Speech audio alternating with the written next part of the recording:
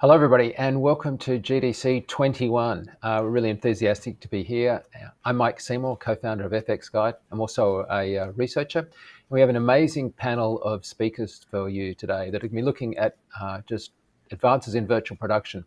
We'll look a little bit at where it's come from, but mainly looking forward because it's one of the most interesting, fast-moving, and I guess compelling areas that has evolved in the last few years. And as we'll hear, it's coming together because of a combination of effects from NVIDIA at the hardware and at the sort of the facilitating level of what it's enabling to be done, from companies like Unreal who are producing, Epic who are producing amazing stuff with Unreal that allows us to have the real-time interactivity that is central to this idea coming together, to filmmakers that are being able to use this in new forms of storytelling, and of course these are incredible, I guess, substantiations of what we've always dreamed of, which is to be able to merge the digital and the real.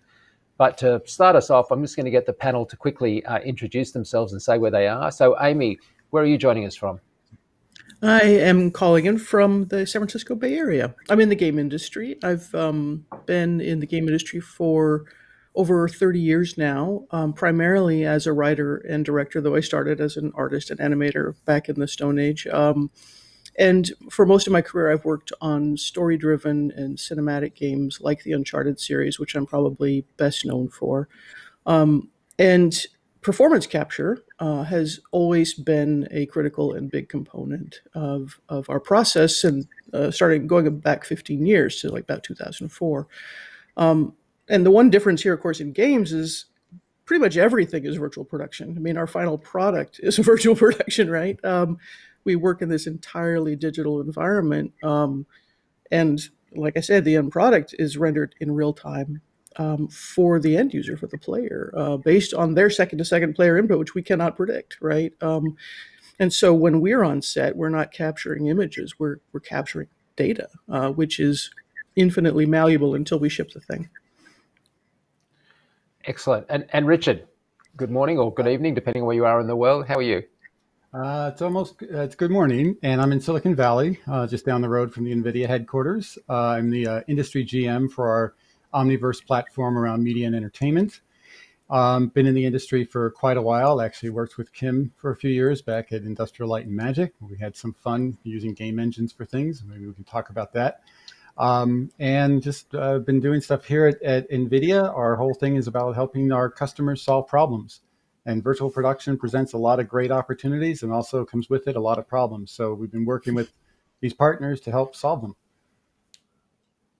Brilliant. And hi, I'm not quite sure if you morning or evening, Greg, but where are you? It's morning. I'm in the same time zone as Richard. I'm in Los Angeles. Thanks, Mike. So I'm a cinematographer. My name's Greg Fraser. I'm a cinematographer who deals with the pointy end of often a lot of this technology. Been very interested in the progress that has been made over the last number of years in the world of virtual space. And for me, the blurring of the line between real and not real is exciting for me because as a cinematographer, I'm on this at the cold face, solving the problems that need to be solved before it gets put onto film. And the more tools that I can have in my tool belt to be able to solve those, for me, is the goal. So that's thus piqued my interest in virtual production. And I guess I should say, for those that don't know, in addition to all the amazing films that you've shot, you're of course pivotal in The Mandalorian when we suddenly saw this technology hit television. But I'm gonna bug you about that in a second. And then Kim. Not least, but certainly last here. How are you? Not bad, Mike. Yeah, I'm Kim. I'm CTO of Epic Games, responsible for a lot of things at Epic, especially related to the graphics and virtual production side of the things that we do in the engine. Been in real time now for 10 years. Started at LucasArts, but before that, I worked with Richard at Industrial Light and Magic doing visual effects for a long time. So I'm able to bring them two passions together of game making and filmmaking together in one company at Epic. I was going to say, I think you're kind of uniquely placed to give us, I guess, what we should start with some kind of definition of what we're thinking of when we say virtual production, because I might have in my head one thing, and certainly the audience may have in another. But what's from your perspective the sort of, I guess, definition or the range of what we call virtual production? All right. It covers a lot of things. To us, really, virtual production is any time that you're using real-time computer graphics to aid in the production of your film or TV show, or any storytelling content that you're making, whether it's on a motion capture stage where you're getting a live window into the virtual world that your characters exist in, or whether you're on a big LED volume like Greg designed and built for Mandalorian, you're using real-time computer graphics to help you make a production. So for us, it covers a lot: pre-visualization, tech viz, all places where real-time graphics helps a filmmaker actually make decisions, make pixels. I think is virtual production. So Greg, as Kim was just saying there, the Mandalorian volume, but I was wondering if I could start before that, because on Rogue One you did some really interesting work, and that kind of, I guess, led to the huge step of faith of doing the Mandalorian the way that it was done. Can you just give us some background? What were you doing on Rogue One, and how did that feed into Mandalorian? Well, effectively, whenever you make a film or do a product for TV or something, you're always trying to solve problems. There's always a problem. There's a time problem. There's a size problem. There's some problems that you're trying to solve, and we effectively had about 15 or 16 days of spaceship work, where we're inside the cockpit of a spaceship or in the hull of a spaceship, and we're either fighting or we're cruising or we're coming out of hyperspace, or there was a ton of instances we were in spaceships. And so for me, I had to solve the problem as the cinematographer about how I light these spaces in a very time efficient manner. And that was the very, very, very beginning. I think Rogue One, we pretty much used only RGB LEDs on the show. And I don't know if this is an actual fact or not, but I'm pretty sure that we would be the first show to have used just RGB LEDs as film lights. The digital Sputniks and the cream sources and the sky panels, those type of film lights. And so I was trying to use those lights to solve the problem of how do I light hyperspace? How do I light, flying above Scarif? How do I flying into the atmosphere, barrel rolls? And I couldn't really do it for many reasons, which I won't get into now because it's a bit boring, because of reflectivity, of bounce and diffusion and all those sort of things. So, obviously I'd been quite aware of what Chivo had done on Gravity, where he'd used the LEDs to light the faces of the actors. I was quite aware of what Claudia Miranda had used on Oblivion to light those scenes, to use, in those cases, projectors or LEDs to light the subject, not just as a background. And so I pitched the idea, went to John Knoll. We went, this is a great idea. It was quite expensive because, it involved a certain size rig. But I think at that point in time, it started to get our friends at ILM interested, because they'd obviously, through some of the people on this panel, had obviously been talking about that type of world. I remember somebody mentioning George Lucas had kept saying, stage of the future is where the studio has changeable walls, has color changeable walls. Now, had he said that 25 years ago, I don't think he was talking about exactly what we're talking about now, but effectively the idea is the same, where you don't walk in and see walls full of insulation. You see walls that have light that changes. So we effectively did that. We built what was the start of what was a volume, which was a 180, 220 or 30 degree circle with a ceiling piece and a floor piece that could effectively simulate any lighting scenario that we needed. And that then led through the following next couple of years to lots of discussion before Mandalorian came up. And Mandalorian was a kind of a perfect opportunity to test the theory that we'd all talked about as an idea in 2015, which was, couldn't you just set up an LED studio, change the content, and suddenly you're in a different world? Yeah, Kim, did that take you by surprise, the way that happened, or was it so sort of obvious to you you'd been waiting for it for a while?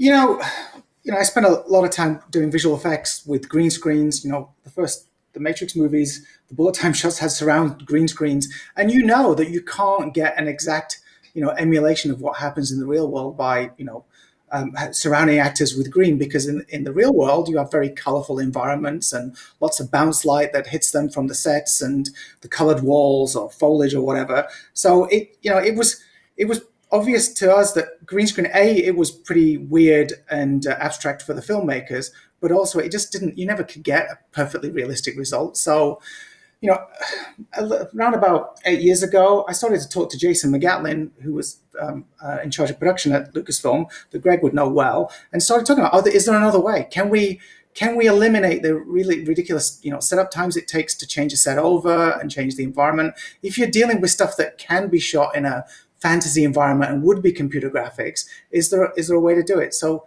yeah, we started to talk about it. It's, honestly, the enabling factor was awesome digital cameras and these LED panels that started to become available. But yeah, it's something that was obvious, because if you actually think about core computer graphics and the way lighting happens, it's actually very similar. We do that hemispherical collection from the surface of an object to bring in all incoming light. So if you've got a blue wall, you're going to have a bit of blue that affects the lighting. If you've got a bit of green goes in there.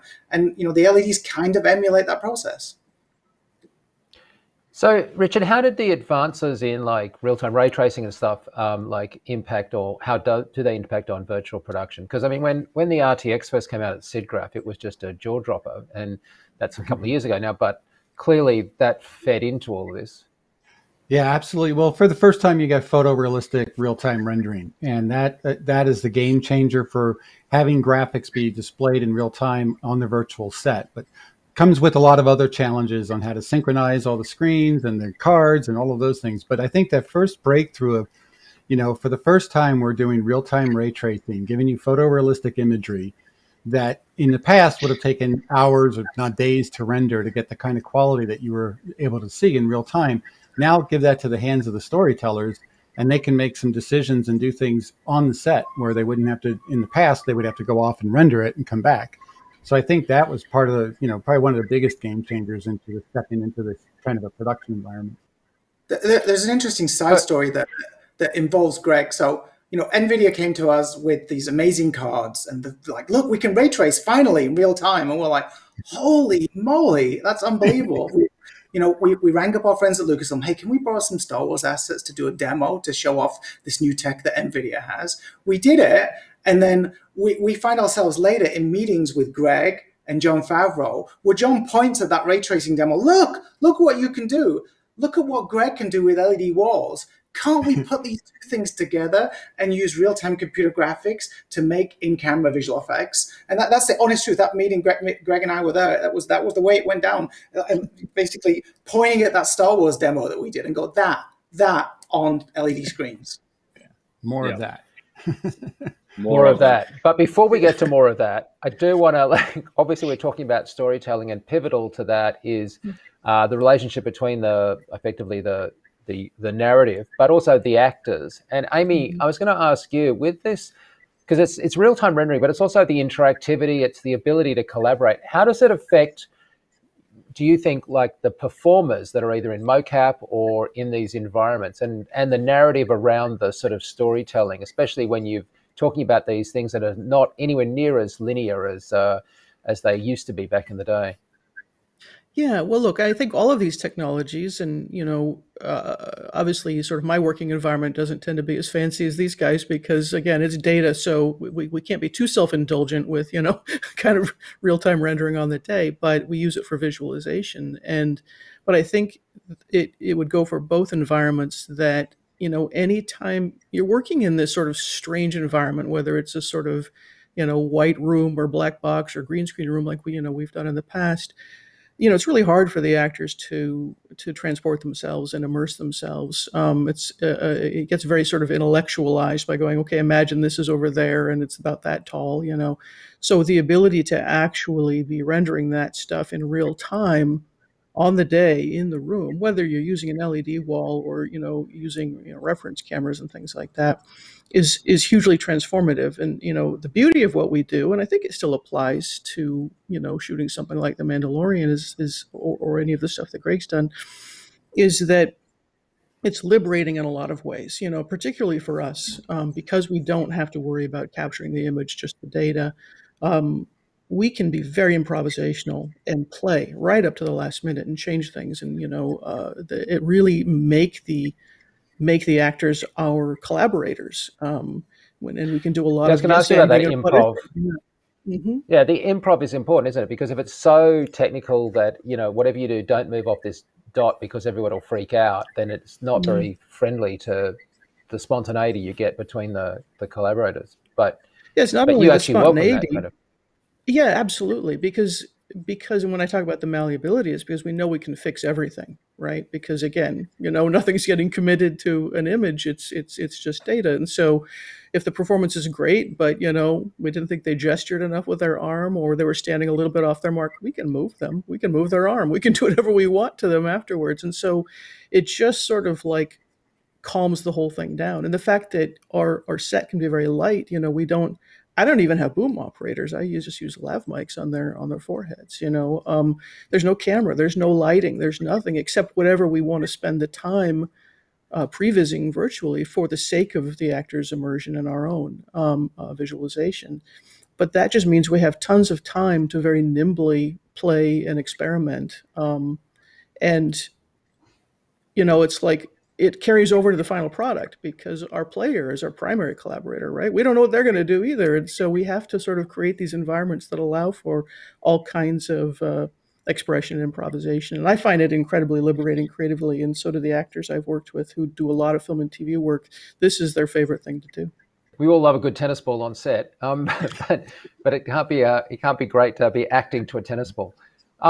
Greg, I was going to ask you, going to The Mandalorian, you switched to the ARRI LF when you moved there. You did a bunch of things, and you had to kind of invent this volume from your point of view. Could you talk to us about some of the sort of technical decisions that, like, why is it the way that it is, and why were you shooting it the way that you were? There was a lot of discussion about what this will be. Remember, it wasn't a volume then. It was an idea of shooting against an LED wall with real-time in-camera effects with perspective shifts. So that was the idea. That was a technology that existed already. The ability to move the camera around and have perspective shift in that world. The problem was we were designing a series. We weren't designing a shot. If I was designing a shot of two people standing side by side talking, we could have easily done that with a couple of panels. But we were designing a stage that would be good for 8 episodes of TV and possibly 2 seasons, 3, 4 seasons. So, unfortunately, LEDs have their restrictions. When you go off axis too much on LEDs, they start to lose their color. So we always had to make sure that wherever we pointed the camera, that we were looking as front on to that as possible. Now, if you panned people walking across a flat screen, you start to get into off-axis color. So we then went, okay, well, it has to be a semicircle, not dissimilar to what we did on Rogue. Either a semicircle or more than a semicircle. That was the discussion. It was like, can't you get away with just a slight curve? It's like, well, no, because then what happens if you want to do a pan, a 90-degree pan? Suddenly you're panning into green screen. And if you're panning into green screen, I have to light from there. So suddenly there's a whole heap of lighting to be done. So why don't we just extend the curve around to the point where it starts to almost become fully enveloping?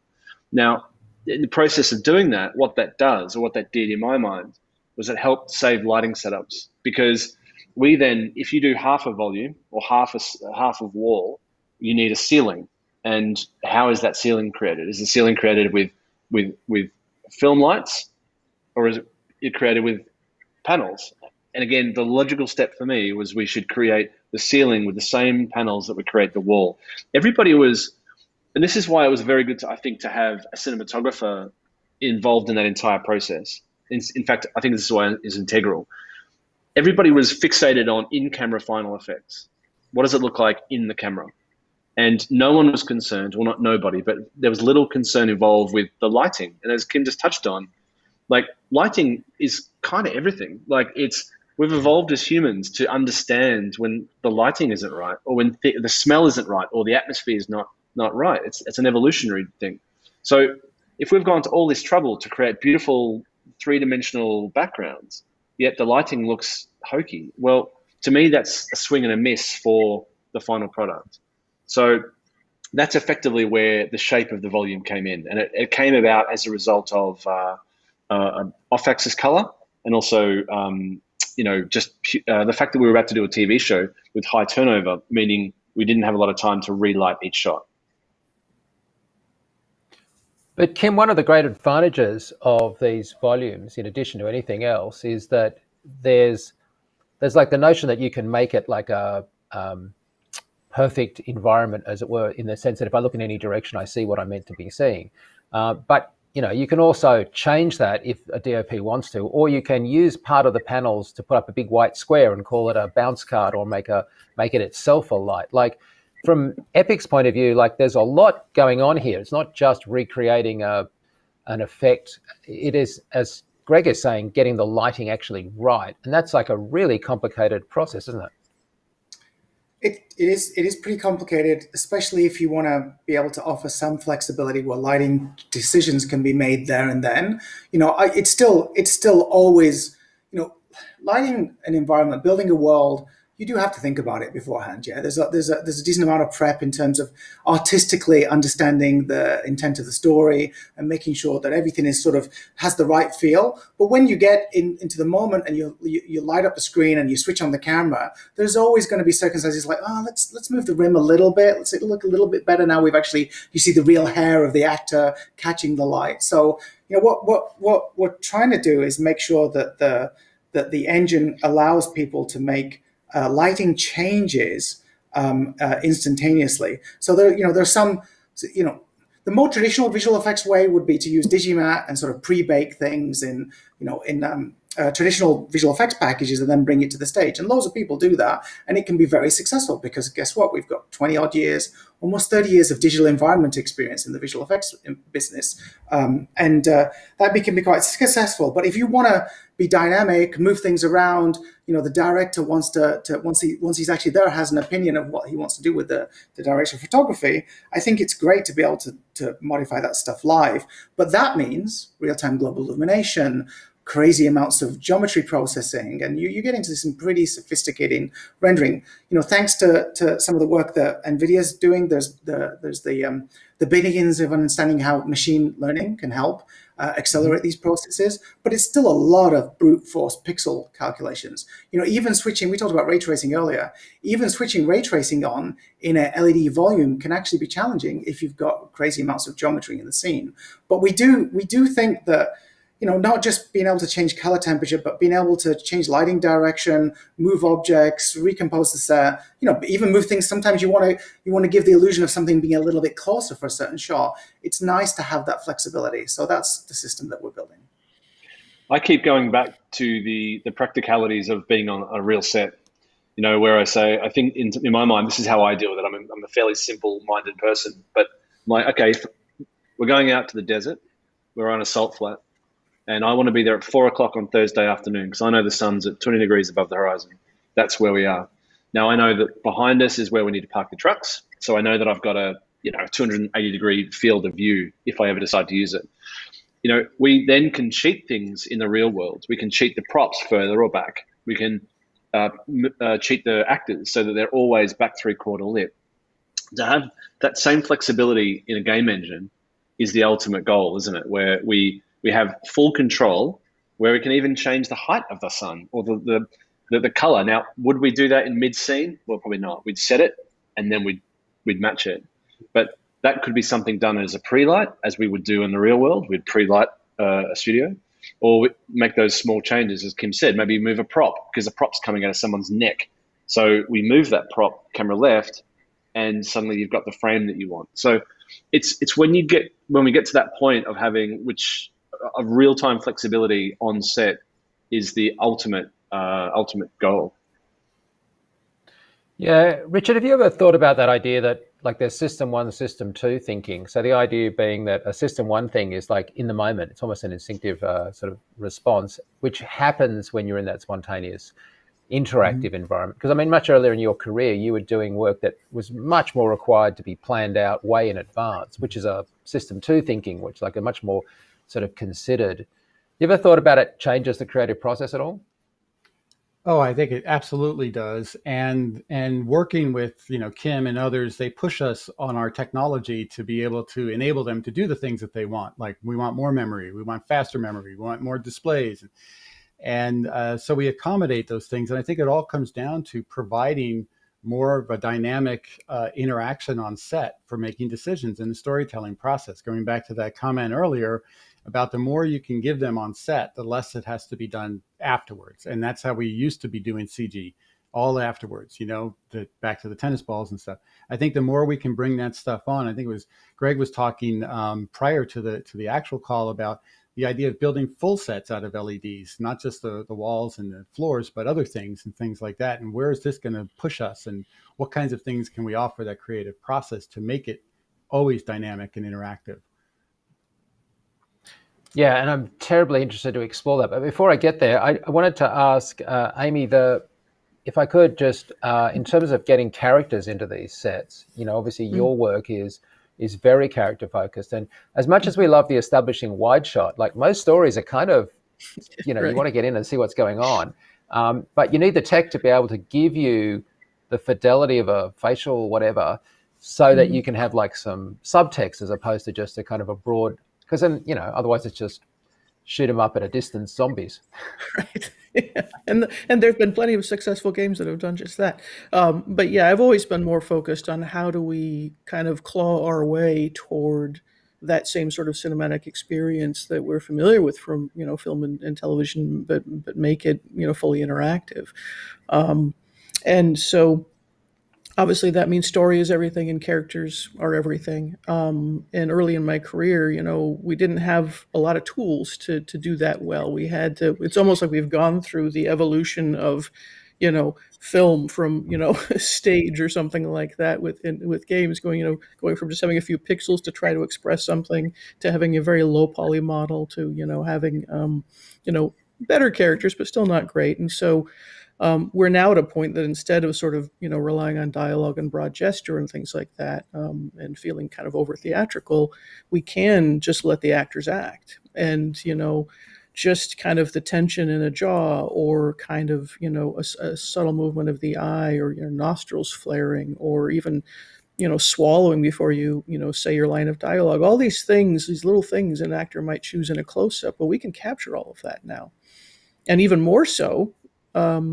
Real-time playback, which again we use for visualization, not for final image, but like particularly if that actor is, portraying a non-human character, and it's not a digital double of an actor or something like that, they get to play and figure out how to puppeteer this character in real time so that they know what all those little choices are going to translate to when, they're an alien or, a monster or something like that. And so it's been great to see that we're finally at a place that we can actually do sophisticated storytelling through subtlety, as opposed to kind of broad gestures, which is what we had to rely on in the past.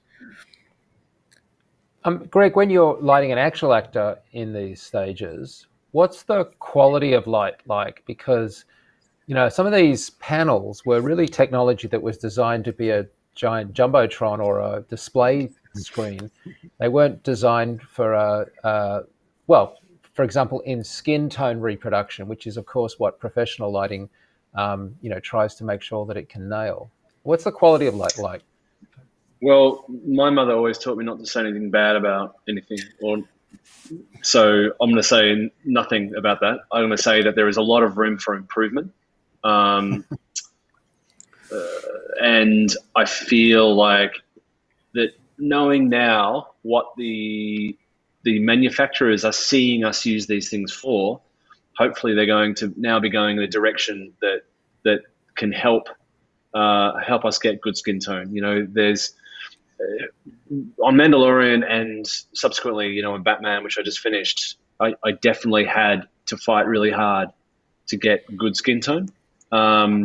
It doesn't come naturally from those panels, and also different tones of skin tone react differently under those things as well. You learn how to light different tones of skin, but these panels unfortunately don't tend to follow those same rules. So It takes a little bit of grading, takes a little bit of additional light occasionally when you can get that additional light in there. But for the most part, yeah, they're not great skin tone. I found there are certain lighting environments that are better than others. Light that has more pink in it generally is not bad. So like late afternoon, dusk, dawns that have a bit more pink, because then your eyes expect there to be pink in the light, and there is. To do more natural overhead, like, sort of blue sky, it's not so great. Yeah, because there's, for the more technical of our viewers, like there's like different spectral points or spikes over the frequency responses, and like you can't just grade these things, can't you? It's not a matter of saying, oh well, the light's not quite right and I'll just grade it, because it's how those frequencies respond to actual subsurface scattering and stuff. Like it's a very complicated problem, and not just one you can grade out. I think consumers now, everybody's bought LED light bulbs, and if you buy the cheap LED light bulbs for your house, you're like, wow, why does it look weird and dead in this room? You buy the expensive ones that have a better spectral response with a higher CRI, color reproduction index. Then all of a sudden you're like, wow, that looks great. It looks almost as good as old tungsten. So, it's really early days. These devices were not designed as lighting devices in the first place, but I think because of Greg and all the cinematographers out there now using them, I think we're going to see the manufacturers evolve and start to provide next generation devices with better spectral response and closer matching to the cameras. There's other issues. The whole process is a bit of an illusion. Yeah, you don't have infinite dynamic range. If you put an image of a sun of the sky with the sun in the sky, you aren't going to get a shadow that is equivalent of sunlight on that person. I think a combination of the technology getting brighter, but it would have to get orders of magnitude brighter to be able to do the sunlight scenario. But maybe there's some technical ways that we can do it by shooting at funny frame rates, or maybe there's even a deep learning process where we can teach a computer the difference between high key to fill ratio versus low key to fill ratio lighting, and see if a computer can fill in and fake them differences. So there's so many exciting things that we can start experimenting with. I'm hoping that when we get panels that have a much higher dynamic range, as you mentioned, that have better lows and better highs, that we can then run the panels in the low range. These panels you can't really run in the low range because they start to block up. But if you can run them in the low range, in the 1% to 3% range, then I'm hoping that's where you start to get the sun. Yes, it'll never be the sun ever in the history ever, like beyond our wildest imagination. But it can be maybe like a soft sun behind a light scrim of a cloud. So I'm hoping that one day that the panels and the processes are such that we can run them at such a low level that they're shootable, but then the highlights are hot enough to give us those specular highlights. But Greg, I've been on set where DOPs have put up soft sun, like massive, huge, 120,000 watt like lights up in the corner of a big stage.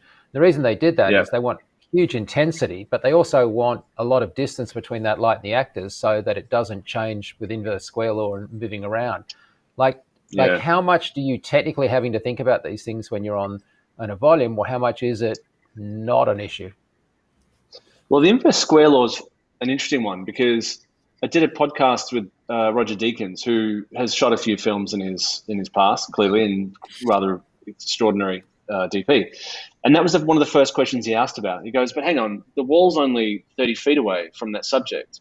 Isn't there the inverse square law where in the desert, to use that theory, the sky is hundreds of kilometers away and that the fall off should be different?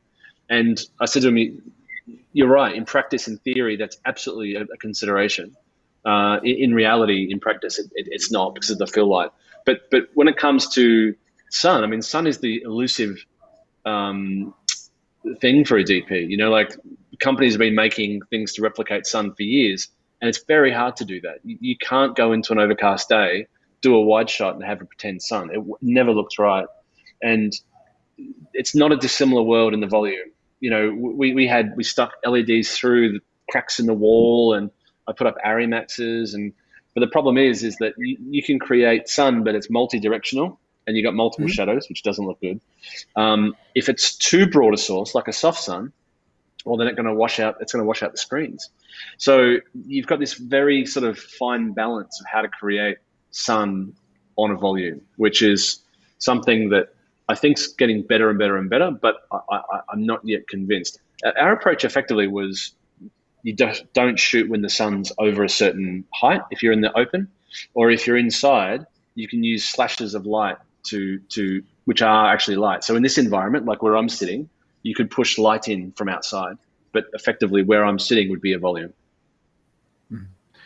Richard, we heard from Kim there about the idea of machine learning. Can you give us your opinion? Because one of the things that NVIDIA's been really great at is pioneering not only graphics and just faster stuff, but supporting explicitly machine learning. Now, the other side of it in virtual production, do you think that the machine learning stuff, which sometimes feels like magic but obviously isn't, is going to appear implicitly in what's going on insofar as, like, obviously things get faster or better because you're using machine learning behind the scenes? Or is it going to be something that's much more explicit at the front of, that we sort of now have as a more explicit thing to control in the toolbox? No, I think it's more the former. It's something you'll use throughout when you need it. Like DLSS is a great tool that's AI driven, that helps, low res images get to be high res, and you do that by training the system over and over, right? I think to some of the points that Kim was talking about, can we help solve some of those problems that they're facing through training the computers, or training the infrastructure to understand what they're after, and then through AI formulate some kind of result for it. But it should never dominate everything. It should be something that you have in your toolkit. It should help solve problems, and that's kind of the way we've always approached everything with our machine learning and AI efforts that go on. Hey, Kim, I was going to ask you, looking forward, the big thing on the horizon is UE5. What's your opinion on where UE5 is going to have the most impact in virtual production? So I think one of the barriers right now with making game content is that you have to make if you want very, very, very high complexity in your geometry, you generate low resolution meshes, and then the difference between the low resolution meshes and the high resolution meshes gets made into normal maps. The nanite technology is an effort to allow you to bring natively high resolution content into the engine without having to worry about that sort of manual decimation process. So I think that's going to make a big difference. So it means that visual effects companies that aren't used to worrying about that, they just add geometry wherever they need. They don't think about it. There's no penalty in a traditional software renderer for having crazy amounts of geometry, or very little. Since we went 64-bit a couple of decades ago, there's not really much of a penalty for that. So they don't make stuff in the way that a games company would do. So that will sort of democratize the manufacturing of the digital assets in a way that's more intuitive to everybody, and you don't constantly have to think about these normal maps you have to generate. And then on top of that, we have this new global illumination system, real-time global illumination system called Lumen, that will be very, very good for cinematographers who want to be able to adjust their lights on the set. Right now, if you want a very, very high quality render within Unreal, you would go through a baking process. We have a system called Lightmass. Lightmass 2 actually is what the current version is called. And it's GPU accelerated, and it'll use multiple GPUs, but it still takes a bit of time. You're still waiting 5 minutes, 10 minutes for a bake to happen after you've made a change. But with Lumen, the theory is that you'll be able to adjust your lighting right in front of you and get a baked quality result, but right in front of your eyes. That's the promise. Touch wood. We'll see how it works this year as we start to ship the stuff. And Amy, another thing that's coming that is super close to my heart, because I just love it to death, but from Epic, but you've had a chance to have a look at, is the metahuman stuff, which of course, is this idea of facilitating the creation as well as the implementation of digital humans. What's your take on metahuman? I know Kim's here, but what's your take? Well, look, I think it's going to be transformational, and that sounds like I'm, like shilling, but I'm not, because, having been in this business for a long time, characters are not only one of the hardest things we do, but they're also one of the most time-intensive and expensive things that we do. And you'll see, if you're a gamer, there's often a huge kind of quality bump between the principal characters, the hero characters that we clearly spend a lot of money on. And when we say a lot of money, it's hundreds of thousands of dollars to create one of these characters, and that's before you've captured any data onto it for performance. And then the secondary characters that they interact with, or characters in the background or in a crowd, right? And it immediately pulls you out of the experience. And so now, I mean, what MetaHumans brings is the idea that there can be this seamless level of quality between those principal characters that still may be more custom. Maybe they're digital doubles of an actor that you've hired. And then the other characters that are filling out some of our scenes, and thinking about being able to actually do a crowd scene where you don't see the same 5 people over and over again, you know. And then the other thing that I think is hugely transformational, and I think there's a lot of themes here with some of this stuff, and it follows what Kim just said, is the democratization, right? The fact that if doing a character at that level of fidelity up until now has cost hundreds of thousands of dollars, then you're not going to see individuals or indies being able to have access to that kind of fidelity in their characters. But now they can, right? And so I think it's just going to raise all boats, as well as making our lives easier and letting us have much more immersive and seamless content with characters in our games. Richard, can I throw that to you? Because in addition to this democratization through the application, we've just seen this incredible, unprecedented COVID experience globally happening that has not only looked at the implications for production cycles, but when it comes to sort of post-production, dispersing. And so this democratization at one level is a consumer issue, but at another level, we've suddenly had to democratize and disperse technology to all of our artists that have all sort of not been in the same building but been around the world. That must have been, I mean, no one could have foreseen it, but like it must have been a major thing for you guys as well. Oh, absolutely. But the dispersed, teams around the world has been a longstanding problem. I mean, when Kim and I were at ILM, we had a studio in Marin and a studio in Singapore and a dedicated team just to manage data back and forth. It's always been a challenge. And then when you add in outside firms that are using different software packages and stuff. So years back, we started this project called Omniverse, which is a collaboration platform for real-time collaboration anywhere across the room, across the globe, as well as bringing our RTX technology for real-time simulation. So the idea, obviously got accelerated even more so this past year as we had to be using this technology for the things that we've been producing or the things we're working with our Lighthouse accounts and things like that.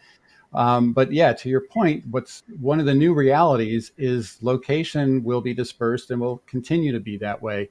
Yes, we'll still get together once normal comes back and we'll do things, but the idea that you can be remote and be working together, even in different packages or different languages, and, using AI, the languages get translated on the fly, things like that. We're going to see a lot of those things just become the standard toolkit that you'll be working with.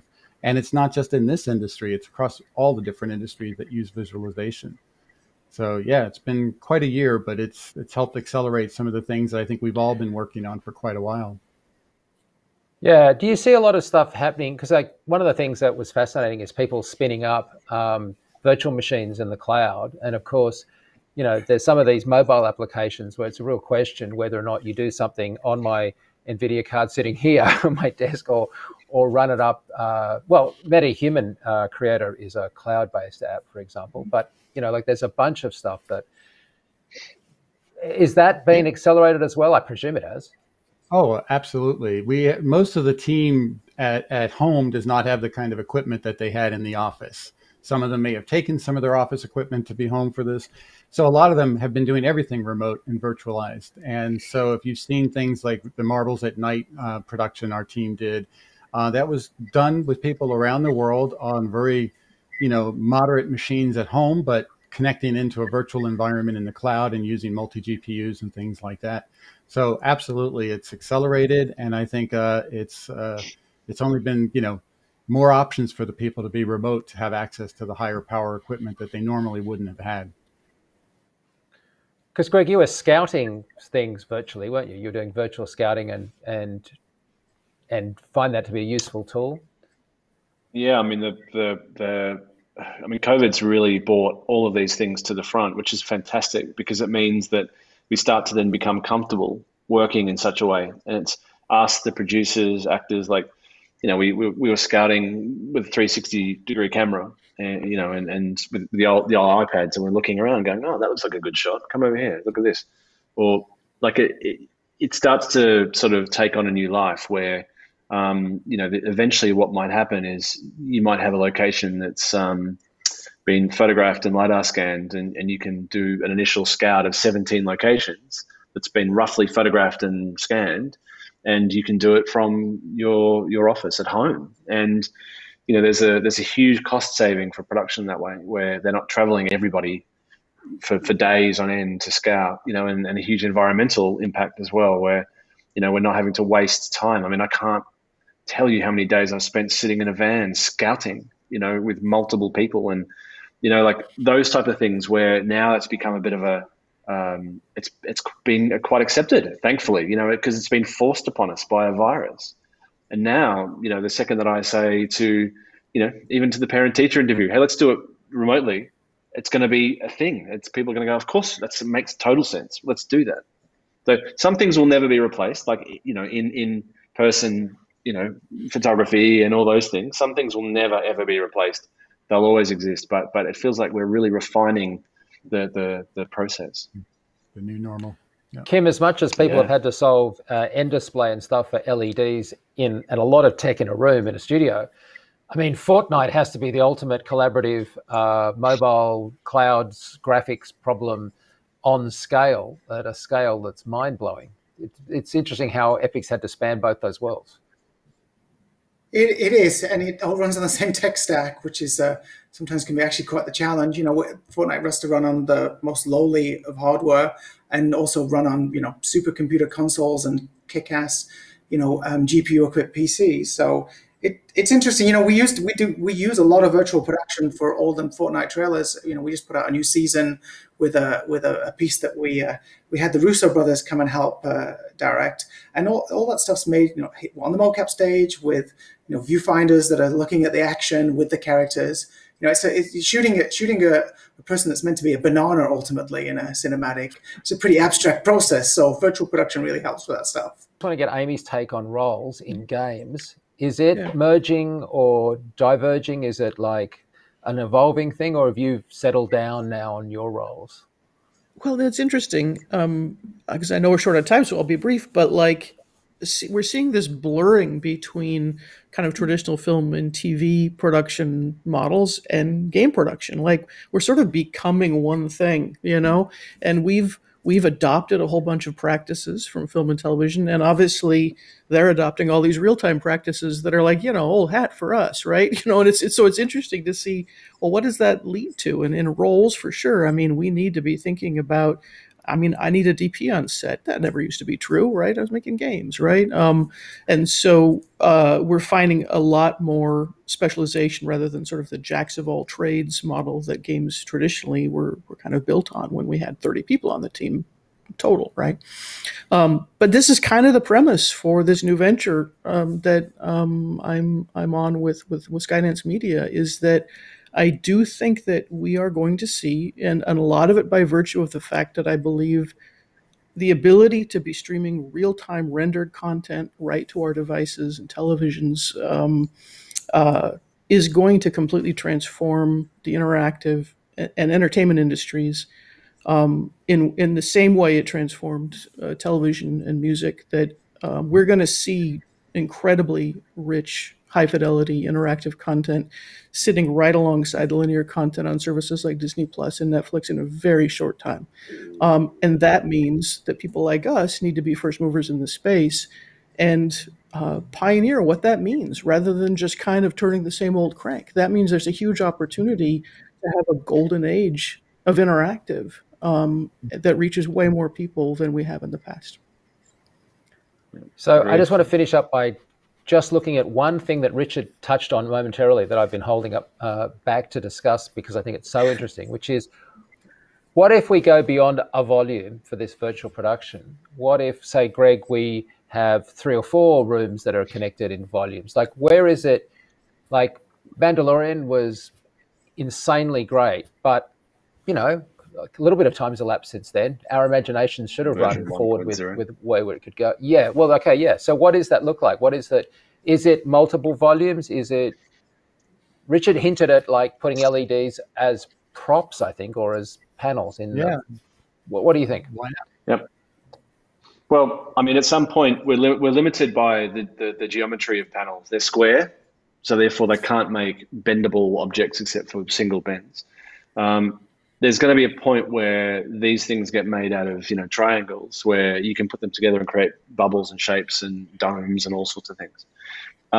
Categorically, there will be shows going forward where they do have multiple volume. Again, the use of the word volume to me implies that thing that we designed on Mandalorian. And I think that's a version of how to shoot something.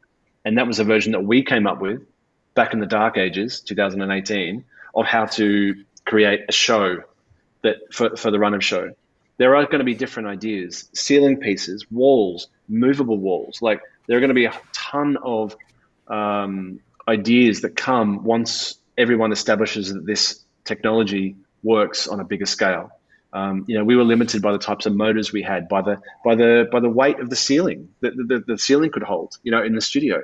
So there was a ton of limitations. That once we lose those limitations, with stronger studios, with better motors, with better panels, yes, we are building sets out of these things. We are not disposing of sets in the dumpster at the end of a show, where turning a button and that wall becomes a different texture. So yeah, the future is quite for real-time production. It's absolutely huge. Yeah. And Richard, does that mean taking the reel and combining it? Is that NVIDIA's thing now, like to be able to do that? Because it's not just make and display, is it? Well, there's a whole interaction. spectrum of things. I love the democratization of this stuff. We're talking primarily today about the high end and the breakthrough things that have happened, but there's a lot of people right now doing virtual sets in their garage. And so we're going to just see such a wide variety of storytelling coming with a high quality output of the rendering capabilities that we're seeing. So I think it's, we are in the dawn of a new age, and we're going to start to see, like with the music industry, when you didn't need to go into a big recording studio, you could make a hit album off of a laptop. We're starting to see that same kind of a thing. And the quality is going to match what they've been able to do at the high end. Like, it's not just like the Blair Witch Project of a crummy looking quality of a film to make the film. Instead, it's going to have the same quality of an Abbey Road studio made on a laptop that you're going to see in a high-end film studio made in somebody's garage, and people are going to be just transformed by it. And it's going to open up opportunities for people that normally would have never had the chance to tell their story everywhere or anywhere in the world. And to that point, Richard, what I love is the fact that somebody in the garage will be able to use the same texture that I used on Batman or on Mandalorian, because those textures maybe are being bought and sold by Epic or rented. Exactly. And they can use the same textures and the same materials that higher end things are being used. So it's the 15-year-old sitting in their bedroom now watching this going, yeah, but why don't we just do X, Y, and Z that no one on this panel's thought about? Then you go, of course, like genius. Like it's going to happen, and it's going to be super exciting. Yeah, that's the stuff. I love that stuff, because they have the next generation of ideas, and we're going to be blown away. Yeah, it's going to be all about just content and story, which you brought up in the beginning, Mike. People aren't going to be fighting the technology anymore. Right. Yep. So I wish we could go all night and all day, but we can't. So we're going to have to wrap it up there. But wow, it's just been brilliant talking to you. I mean, I could have had an hour with each of you, and I would have had not enough. So thank you so much for being here with us and listening to the panel. We really appreciate you attending GTC. And thank you to all our panelists, and good night or good morning, depending on where you are in the world. Thanks, guys. Good afternoon. Thanks Mike. everybody. See you.